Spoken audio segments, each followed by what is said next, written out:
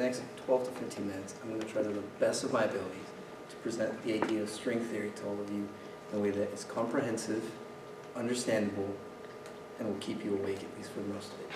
So, string theory is an attempt to make a unified equation, which means that it basically is trying to make one equation for all of the fundamental forces that govern our world.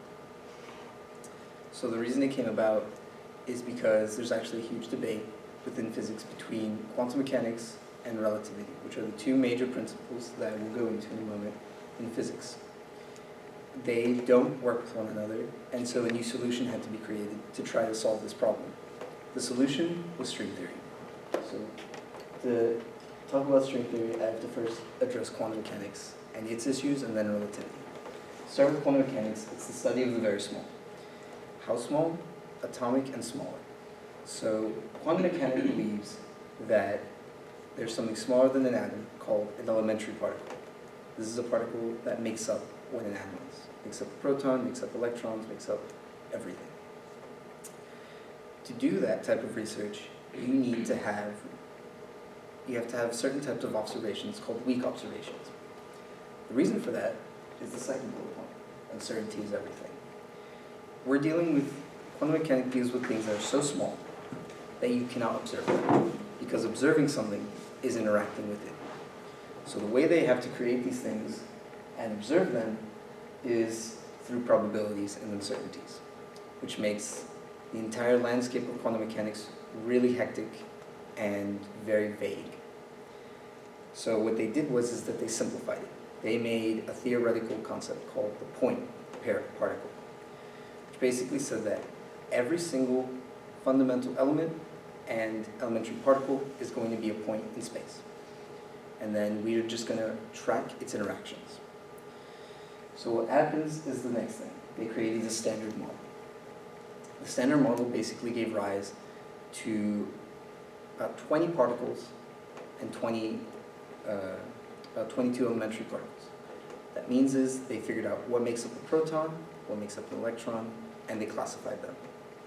They went even further and tried to classify the fundamental forces of nature. If you do not know, there are 4 forces in nature that govern everything in our universe. Gravity, electromagnetism, the strong nuclear force, and the weak nuclear force. 3 of the 4 were able to be created into particles. The issue is the 4th. Gravity sucks.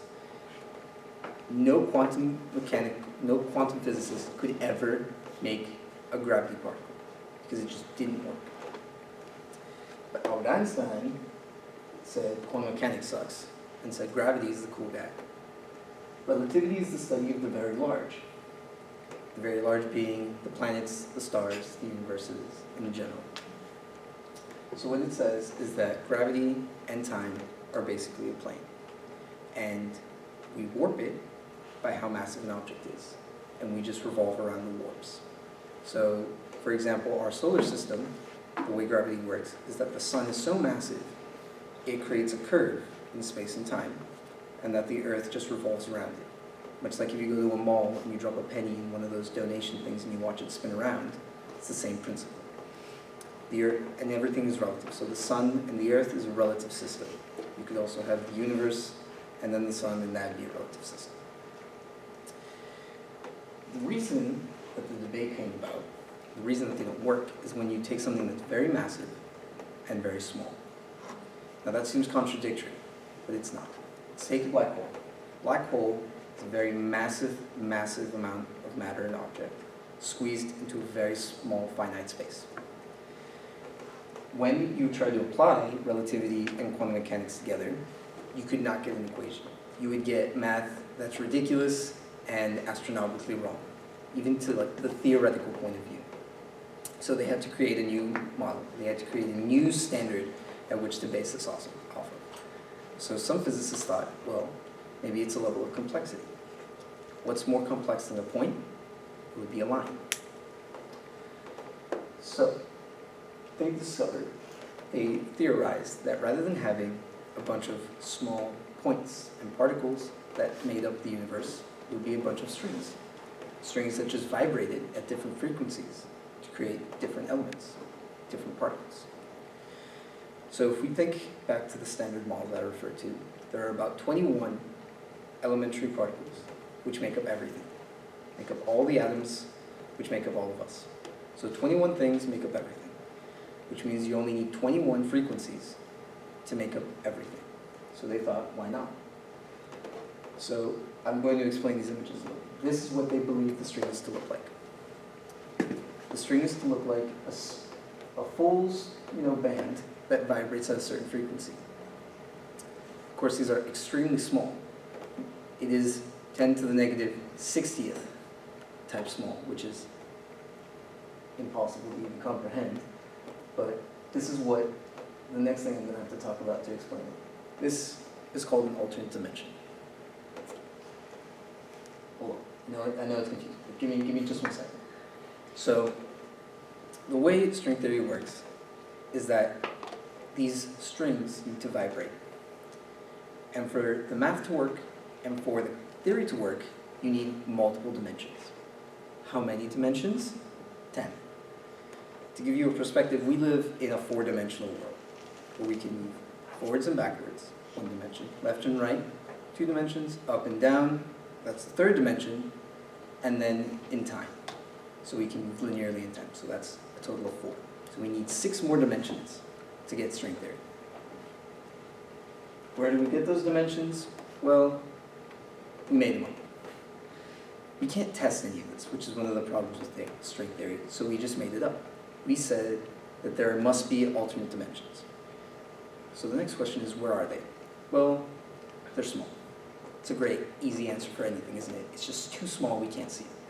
But it makes sense. It's so small that to us, it may seem 2-dimensional. But in reality, if you go small enough, it would become a different shape. This is one of a multiverse of dimensions, which is one of the things that I'm going to talk about in a moment. With this multiverse, it created several different ideas in physics that resulted in the ideas that black holes might lead to alternate dimensions. We may live in a multiverse, 1 dimension in millions. The Big Bang may have been caused by just 2 dimensions touching one another. But I'm getting ahead of myself. Let's start with how we might be able to test this. As I said before, string theory talks a lot, but it doesn't back it up with anything yet. So everything in string theory is theoretical. So how can we test it? Well, there are basically 3 concepts in which you can test it. The first is a particle scatter experiment.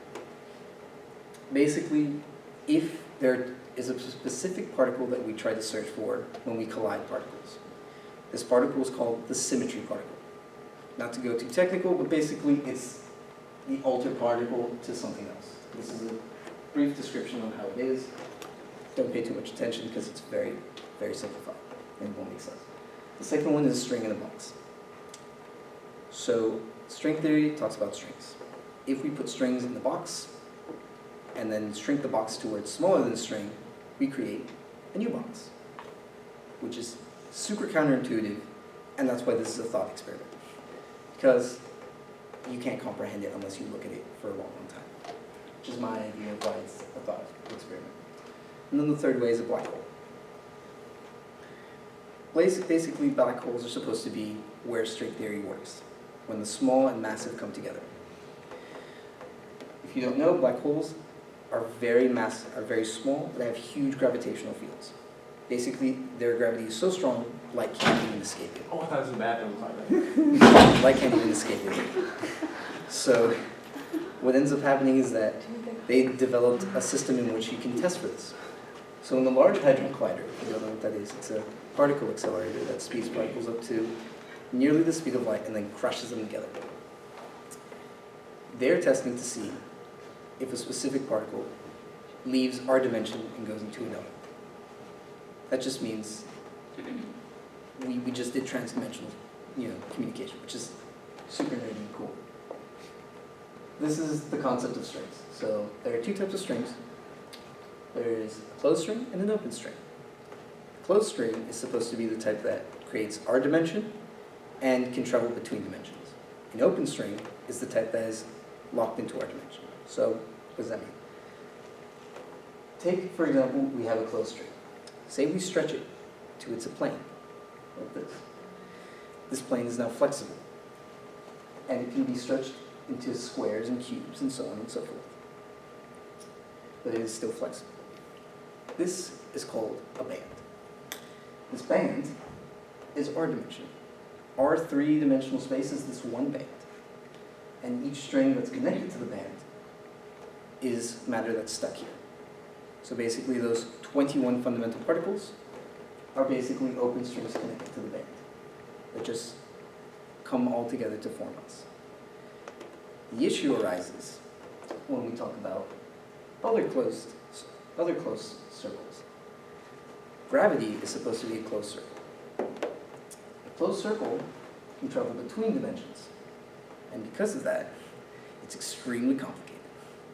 So what happens is that gravity is supposed to be a very strong force. It's one of the 4 fundamental forces. It's not. It is the weakest force we have. Gravity, if you put 2 spheres together, they're not going to attract one another gravitationally.